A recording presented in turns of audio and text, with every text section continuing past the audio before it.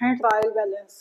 ठीक है, तो ट्रायल बैलेंस का हमने फॉर्मेट देख लिया था कि उसको कैसे हम जो है बनाएंगे।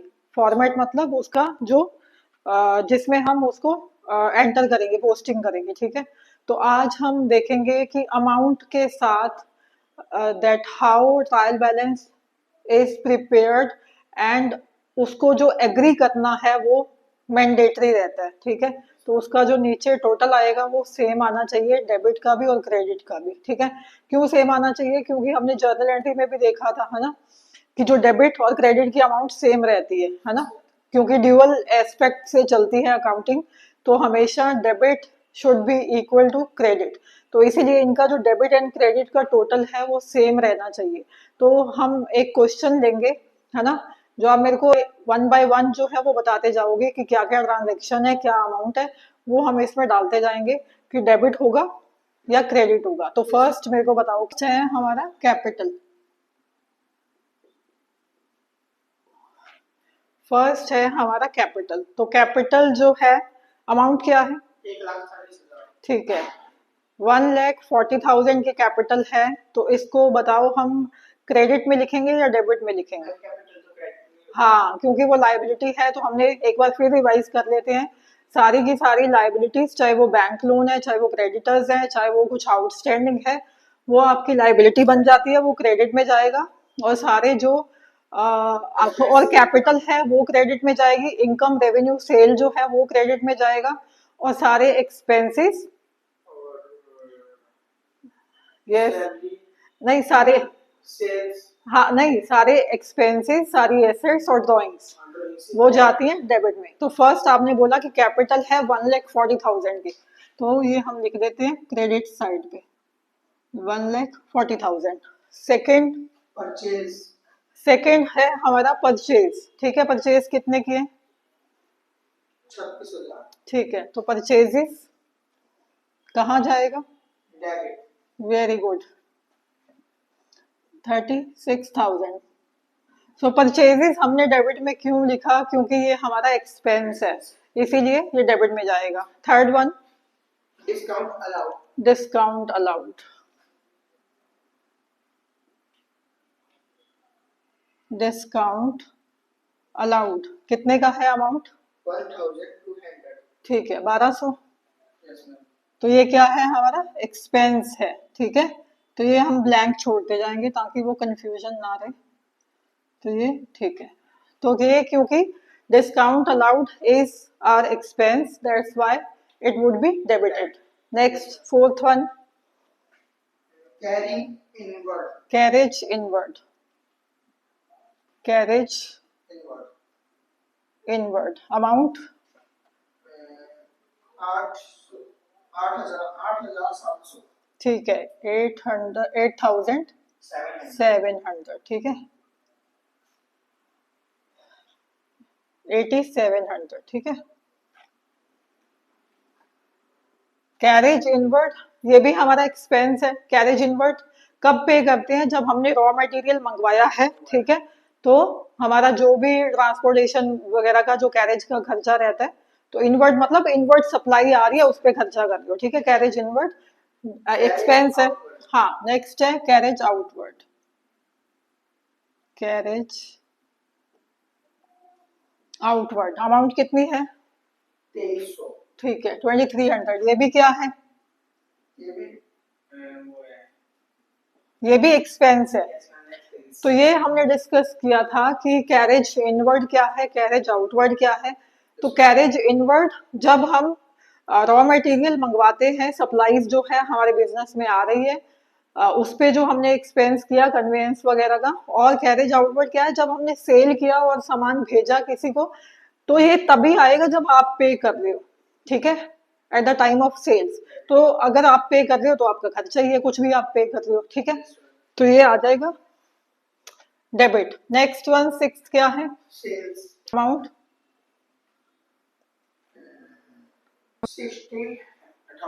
16,000। ठीक है, क्या करेंगे इसको? क्रेडिट। हाँ, very good.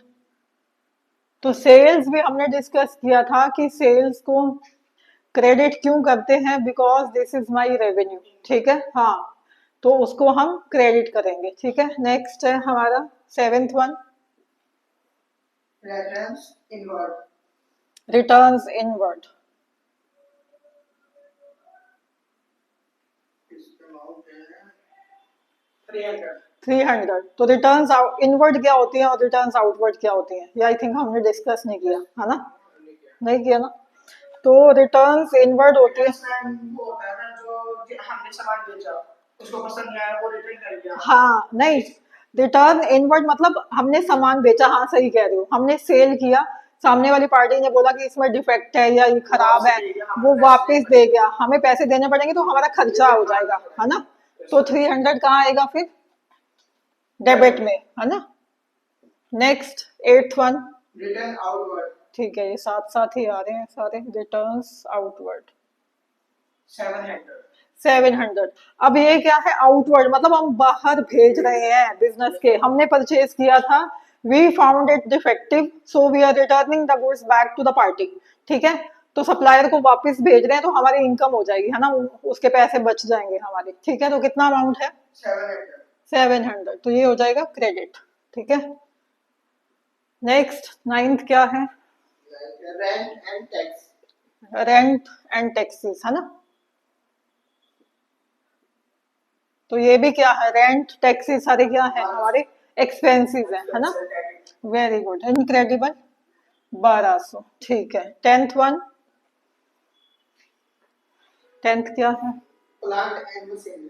Plant and machinery. Okay, plant and machinery मैंने शॉर्ट में लिख दिया, अमाउंट क्या है, 80,700। ठीक है, कहाँ लिखेंगे एसेट्स को, डायरेक्ट। वेरी गुड, हाँ ठीक है। और 11th क्या है, हाँ कोई नहीं, आराम से देखो, स्टॉक। स्टॉक 1 अप्रैल 2026। 1 अप्रैल 2016। ठीक है, तो ये आपको चेक करना पड़ेगा। ठीक है, होंगे दोनों ही डेबिट, चाहे वो ओपनिंग स्टॉक है चाहे वो क्लोजिंग स्टॉक है, बट थोड़ा सा डिस्टिंक्शन करके चलना पड़ेगा कि दोनों क्यों डेबिट हुए। एक मैं लिखती हूँ यहाँ पे, मैं बता देती हूँ, मैं इरेज कर दूंगी। ठीक है, ये है हमारा ओपनिंग स्टॉक, ठीक है, सपोज 10,000 है, और ये है हमारा क्लोजिंग स्टॉक, ये सपोज 15,000 है। ठीक है, दोनों सपोज गिवन है।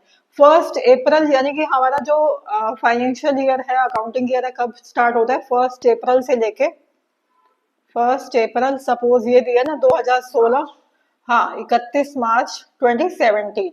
ठीक है, ये होता है हमारा फाइनेंशियल ईयर। फाइनेंशियल ईयर इसको क्यों बोलते हैं, क्योंकि ये हमारी अकाउंटिंग का ईयर होता है ना। नॉर्मल ईयर हमारा जो कैलेंडर ईयर होता है वो क्या होता है, फ्रॉम 1 जन टू 31 दिसंबर, है ना। बट हम जो वर्किंग इन अकाउंटिंग डिपार्टमेंट, ठीक है, तो हमारा ईयर क्या होता है, 1 अप्रैल टू 31 मार्च।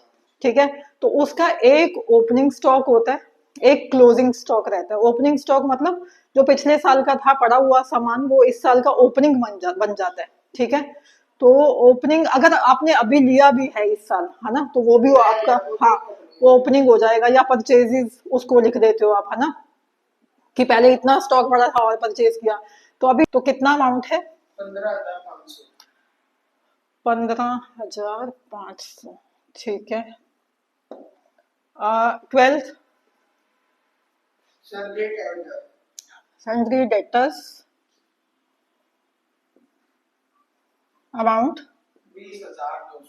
कहाँ लिखे, डायरेक्ट। हाँ debit, because this is my asset. 20,200 बताया ना आपने, ठीक है, असेट्स सारे डेबिट, खर्चे सारे डेबिट, ड्रॉइंग्स डेबिट। आगे क्या है, salary creditor. Okay, sundry creditors, amount 12,000।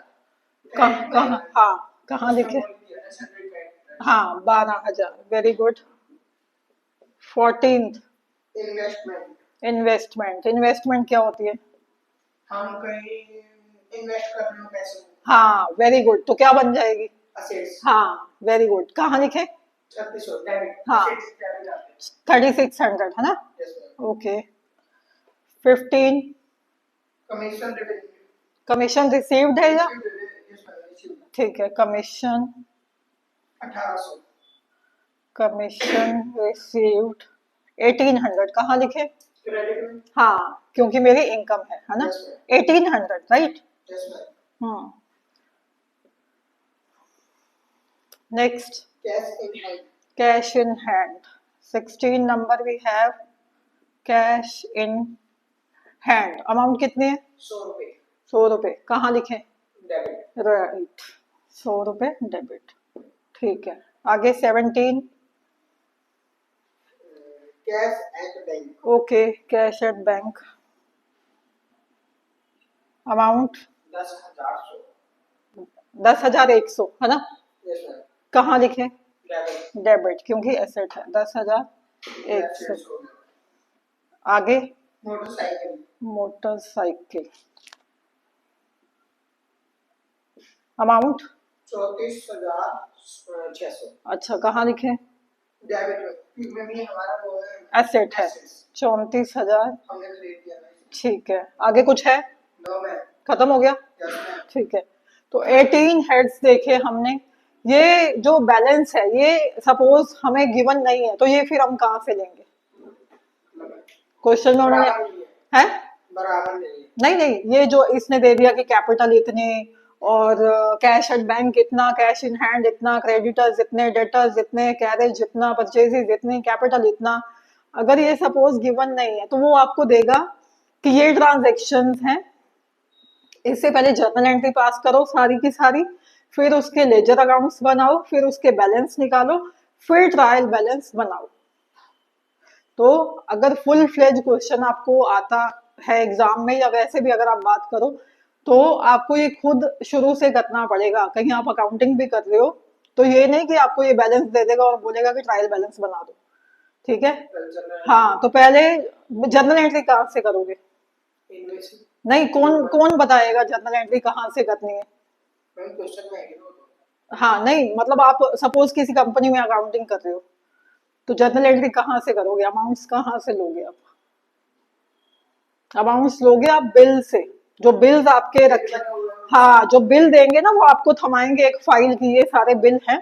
पहले इसकी जर्नल एंट्रीज पास करो, फिर इनके जो लेजर अकाउंट्स है वो बनाओ, फिर इनका ट्रायल बैलेंस बनाओ, फिर प्रॉफिट एंड लॉस अकाउंट बनाओ, फिर एंड पे बैलेंस शीट बनाओ। ठीक है। आगे बाकी और भी आता है, कैश फ्लो स्टेटमेंट वगैरह भी आती है, पर वो अभी आपके काम का नहीं है। ठीक है, तो अभी हमारा जो है मेन फोकस जो है इन्हीं चीज़ों पे, बेसिक्स पे रहने वाला है।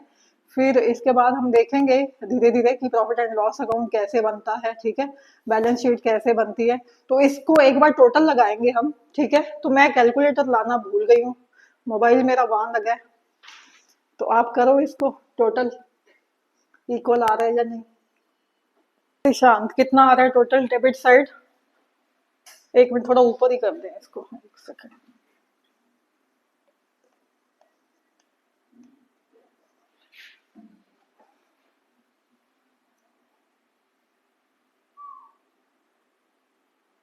यस, डेबिट साइड का कितना आ रहा है टोटल? 2,14,500। 2,14,500। और क्रेडिट साइड सेम 2,14,500। 2,14,500। सो ये हमने बैलेंस निकाल दिया डेबिट का भी एंड क्रेडिट का भी। 2,14,500 debit side and same on the credit side 2,14,500. So this means our trial balance, हाँ वो करेक्ट है, वो टैली कर रहा है, वो अग्री कर रहा है। ठीक है, तो ये करेक्ट है, हमारी कोई इसमें गलती नहीं है। ठीक है, तो ये this is how will prepare trial balance.